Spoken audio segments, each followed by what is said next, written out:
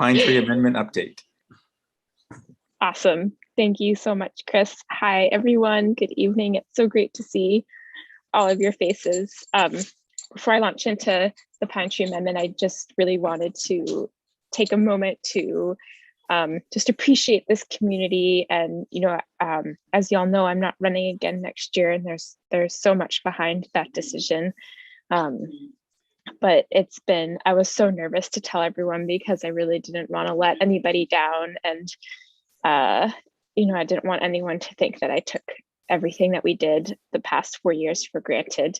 And the response has been so kind and so heartwarming. And I just want to thank you for all of that. Continue to offer my cell phone number if anyone wants to talk about it. And also just to reiterate that I'm stepping back, not to leave politics, but to elect more people in rural red districts across Maine and across the country. That's the next step. So hoping to get lots more folks like me in the next district 13 Democratic candidate.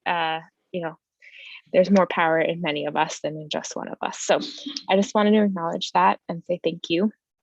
And the next step is for me to put in the chat a link to the language for the Pine Tree Amendment, LD 489, which is a bill that is probably the bill that I've spent the most time on out of any bill that I've ever worked on. And it's all because of Michelle Henkin and Andy Burt. They brought this idea to me all the way back in 2019, which I guess isn't that long ago, but it seems like a lifetime ago.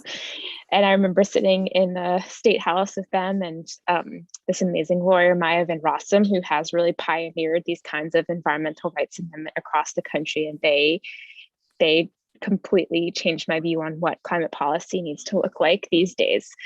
So the Pine Tree Amendment is a bill that would add to the Constitution, the Maine Bill of Rights, the right to a clean and healthy environment. It sounds basic and maybe a little bit daunting, but I've come to see it as one of the most important things that we can focus on as political advocates these days. There is already this language in constitutions in Montana and Pennsylvania for many decades. And most recently, just last November, New York has added it to their constitution as well. There are also many states like Maine that are actively considering this kind of language, like New Mexico, Delaware, Oregon, New Jersey, just to name a few. So the thrust behind this is that, when we're elected as legislators, we focus on laws and statutes. And those laws and statutes, we can make them, even sometimes we unmake them. Also, when we elect a new governor, the new governor can create new rules. Their commissioners can create new rules, or they can undo rules that have been done by the previous governor. And the theme of that is that so much of our policy is subject to political whim. It's subject to party. It's subject to ideology. But there are some things that are so sacred that should not be subject to that kind of whim, to that pendulum swing of history. And those are the things that are in the Constitution. It's our right to practice whatever religion we want, our right to assemble, our right to bear arms. And we're trying to add to that list our right to a clean and healthy environment. It is really that simple and that basic. It's also kind of mind-boggling that we can walk around carrying a gun, but we can't walk around knowing that we have the right to drink clean water or breathe clean air. So that's what the Pine Tree Amendment is all about. It's a tool to give Mainers more power to hold their government accountable. And I think one of the highlights of working on this bill has been not only watching Andy and Michelle organize the entire state of Maine. I've driven up to Blue Hill and down to Phippsburg and seen Pine Tree Amendment signs wherever I go. And that's all because of Andy and Michelle. On the legislative side, this language has been the product of some really amazing bipartisan work. The final language, which is the amendment that you'll see in the link that I put in the chat. It was really, that language came about out of conversations with Republicans who are like, I really like this idea, but I don't love this word, or I don't like this sentence, and I can't get my caucus support if you keep this in. So with Republican leaders in the House and the Senate, we've amended the language. And right now what we're doing is, obviously, as it should be, it's a real big lift to amend the Constitution. So we've gotten the bill quite far, but the next step is the biggest hurdle, which is we need this to pass in the House with 2/3. That means all the Democrats and many, many Republicans. So we've been organizing and really focusing on mobilizing constituents in some of these key Republican districts, and also just making sure that Democrats know that they have to vote the right way as well. So that vote is going to come, sometime in the next 3 or 4 months, definitely before we adjourn. And if we get through that, everything else seems quite easy, even though there are still many hurdles. If all goes according to plan, you'll see this on the ballot in November. But I think there's still a lot of legislative lifts that need to happen between now and then. So I will stop there. Happy to answer any questions about this, because it is what I love talking about, but Andy and Michelle love talking about it as well. And so I want to make sure that they have space to add whatever they want to this conversation.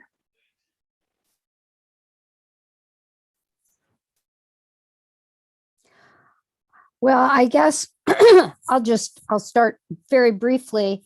What Chloe said is that we've really been organizing the grassroots campaign for this bill. And it's been really gratifying because we have tremendous support from youth all over the state, youth organizations and so on. Some of them are actually working with Chloe in the legislature as interns, and our grassroots campaign is powered by youth interns, paid interns, may I say, and they have been fabulous. They've really learned, as we've been learning, how to organize a campaign and how passing an amendment to the Constitution works. It's a little different.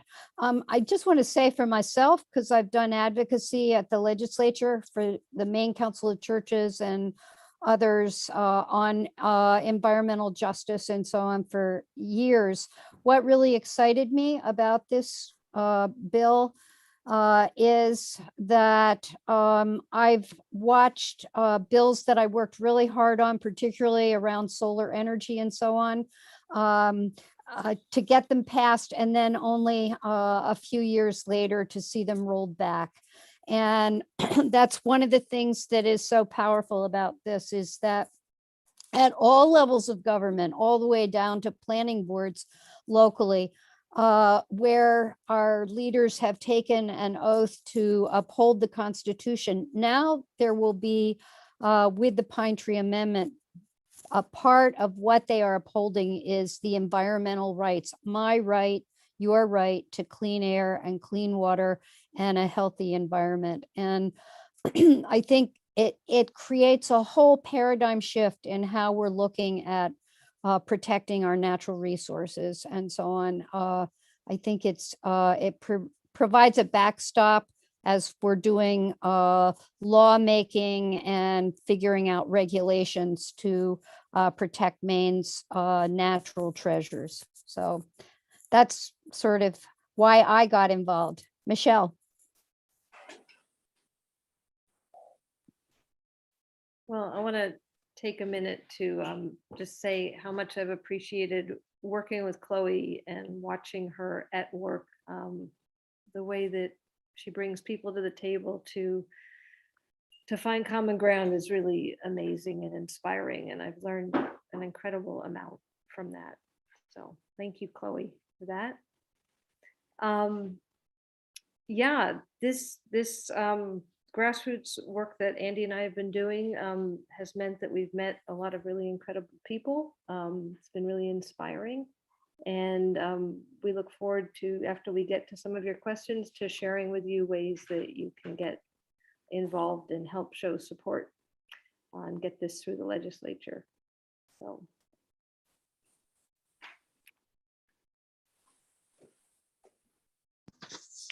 So there are a few questions. I don't know if you want to dig in.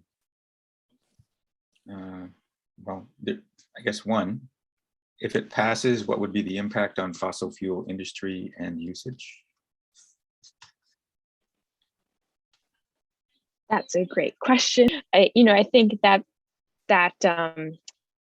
when I read this question, my first thought was to tell you a very tiny story about how it's been used in Pennsylvania, where there were some huge fracking companies that wanted to come into some small rural towns and frack and destroy the drinking water. And the Environmental Rights Amendment there was actually used to stop this fracking project and protect these communities. So, I really see the amendment as about citizen empowerment, community rights situation. And if there is a fossil fuel project that's going to threaten that, then the amendment kicks in, especially since that project will have been rubber stamped by the government. So that is that. In Montana, it was just used in 2020 to stop a really massive gold mine that was going to pollute all of these waterways. And because of the amendment, it was revealed that there was a law in Montana statute that was allowing this pollution. And so they actually ended up repealing that law and stopping the gold mine. So there's so many different ways that the amendment can be put into use. I think just to preempt this question, if it comes up, people are always like, why do we need this amendment in Maine if we already have such strong environmental laws? And the answer is because we want to keep those environmental laws. Like Andy was just saying, if God forbid, I know this is live streaming, but whatever, LePage is elected next year, then there's a very good chance that so many of the laws that we've passed in the past 4 years will be repealed. If we have this in place, that can happen, or at the very least, it will go to court and it will be fought out like it should. Otherwise, there's not much that we can do. So I'm gonna pivot to this question here, which is, have you had pushback from businesses or pro-business operatives? Will it threaten commerce and development?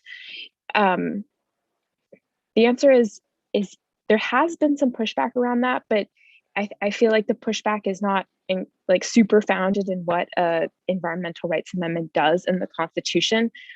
The way that we've crafted the language with a lot of amazing legal experts who are based here in Maine and nationally, this amendment is used to hold government accountable. It's not used to go to a business and be like, you're polluting the waterway, you're doing something bad. Or it's not used to go to your neighbor and say, I don't like the way your farm smells, I think you're polluting my drinking water. That's not what it's for. So it's really about holding government accountable and the rules, policies, and regulations that are coming out of our political system.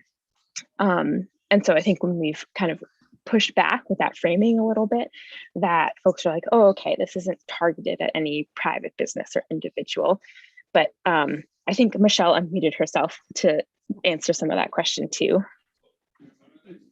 Yeah, I wanted to say that we've actually found from a lot of business owners that they really see the link between the environment and the economy here in Maine. And so one of the things Andy and I have done in an effort to kind of counter that argument and that perception by legislators is to craft letters that we're calling sector letters. So we have a letter from businesses, a letter from construction and landscaping, a letter from the tourism industry, and people have been signing those letters. There are lots of other sectors we'll tell you about later, but those in particular are meant to show legislators that there are business owners here who do feel like the environment's actually crucial to their business, and that if it's not protected, and if Maine's brand, for want of a better word, isn't protected, that their business will actually suffer. So many of Maine's businesses rely on the natural resources here being clean and healthy and perceived as such. And so we feel like we've had really good arguments to use when people raise that objection, and that we're also trying to show visibly that people actively support and are not afraid of this amendment. I just add that one of the things that they have been finding in places where, particularly in Pennsylvania, where the amendment there is being used quite extensively, actually, by their attorney general and others, but they're finding that people are doing more careful development, that basically the way our environmental laws and so on work today and regulations is to manage pollution. What we hope with something like the Pine Tree Amendment with environmental rights is that we in fact won't create environmental sacrifice zones, and that in fact it will prevent pollution to a much larger extent. And so development will be done in a much more thoughtful and environmentally sustainable way.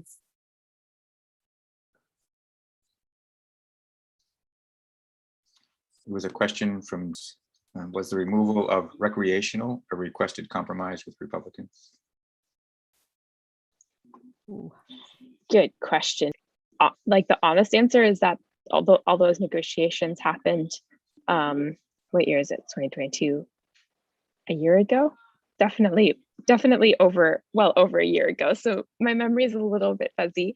What I remember is that we had the words cultural and the words recreational in there, and you know, we put in recreational to signal like snowmobiling and hunting and fishing and all that kind of stuff, and that we felt like cultural really encompassed all of that when it comes to Maine, and it also encompassed all of the indigenous and tribal uses of our land that we wanted to protect. So we just took out the word recreational and kept cultural.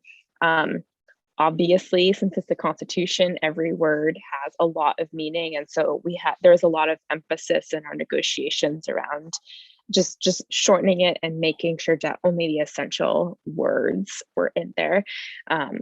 And so I kind of like that cultural signals all of that about Maine, and that we could take out recreational, which seems like a slightly more frivolous, but that wasn't the intention. And then will there be a process for evaluating a project before it starts? I mean, that's what the government is in charge of. And the idea is that if the Pine Tree Amendment is in place, then we have a mechanism for holding government accountable if that process is faulty or influenced by corporate or business actors that are inappropriate, you know, or whatever it is. So it's a citizen tool to hold government accountable when government goes astray, as it always will and always does. That's why we have the Constitution, because that's what gives citizens the power to say, hang on a second, this isn't right. I have this right and this right and this right, and you're not upholding that. I think one of the things that I compare it to a lot is the Second Amendment. You know, there are so many times when we're voting on gun bills in the legislature where Republicans and Democrats will say, I'm not going to vote for this because I think it violates the Second Amendment. And we want to have that same exact framework in place for environmental laws. You know, you can't vote no on a bill to reveal solar policy because that's against the Constitution. That is like how important and foundational it is. Asks about 2/3. So we're working on making our way to 2/3 in the House, and hopefully we get there. We feel pretty confident that we have 2/3 in the Senate. It's also just a much lower lift in the Senate than it is in the House, given the numbers, and there's quite a few Republicans in the Senate that have expressed interest and support for this. So we're feeling okay in the Senate. What differentiates between Republicans who support it and those who oppose it? I don't know. I mean, we just passed the Right to Food Amendment, which garnered a tremendous amount of Republican support. And I mean, I think there were only like 10 people who voted against it in the House. I mean, but the Right to Food was also sponsored by a Republican, Billy Bob Buckingham, who's actually really great. I like him a lot, and he's helping with the Pine Tree Amendment. So I'm not really sure the difference. There are definitely lots of folks who voted for Right to Food who are telling me they won't vote for this, and I'm not super clear on the reasons why. I think this is actually a lot simpler and cleaner and has a lot more legal grounding than Right to Food. Obviously, we should have passed Right to Food. We were the first state in the country to do that, so we really went out on a limb with that, and this is much safer. It has a far deeper legal history that goes back decades. So I think we're okay. Asks how the amendment would be used by DEP planning boards as a standard. I think does it meet a standard? So I think it is used by all government agencies when they're reviewing a project or giving out permits for a project. It's also used for the legislature and how we make laws and repeal laws. So it's just like that universal bottom line foundation that we cannot cross. And we just don't have, we just literally don't have that when it comes to the quality of our environment in Maine. Like, as I said, again, we have that promise. We just grew up with it when it comes to guns and religion and freedom of speech. We don't have that for any of our natural resources. So yeah, it would be used by them, but in the same way that we think of, like, I'm not going to pass a bill that would inhibit our First Amendment rights.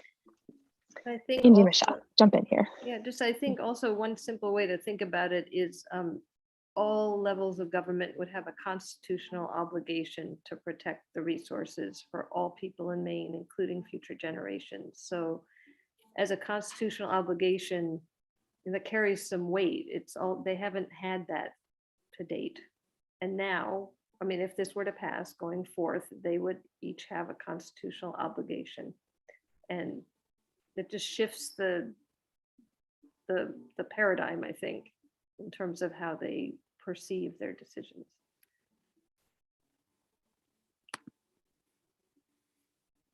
There is an example from Pennsylvania that I think speaks to this community that there was the last stand of woods in this community was there was a proposed development for this, and I don't remember if it was the planning board or the select board really felt like this stand of woods was an important part and defined the culture of the community. It was an important resource, but it was because they had the environmental rights amendment that they could turn to and say, well, we think this would impact the environmental health of this community if this were to be developed into a shopping center or whatever it was. I don't remember, but they had actually, it was a positive that they could use to say no to development. So it can be used in various ways by local communities as well as state government. All right. Well, thank you for coming in and giving us an update and answering questions. I have one last thing to ask before we move on to the next segment, and that is, what can people do to help you reach the 2/3 that you need in House and Senate? That is a wonderful question.